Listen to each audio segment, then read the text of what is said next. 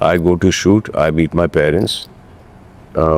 Before going to shoot, I come back and I'm at home. তাণ্ডব 2 জাওয়ান এর ধারের কাছে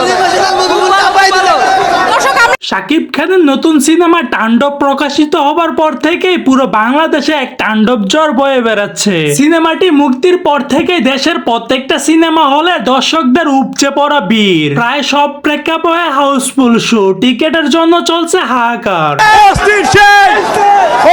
খবর দে ভাইরে খবর দে শাকিব খানের এই বিশাল সাড়া দেখে অবাক হয়ে গেছেন বলিউডের ভাইজান সালমান খান। তিনি বলতেছেন, বাংলা সিনেমার এতটা জনপ্রিয়তা থাকতে পারে সেটা আমি আগে কখনো কল্পনা করিনি। বাংলাদেশের এই সুপারস্টার শাকিব খানের তাণ্ডব যা করেছে সেটা সত্যি অবিশ্বাস্য।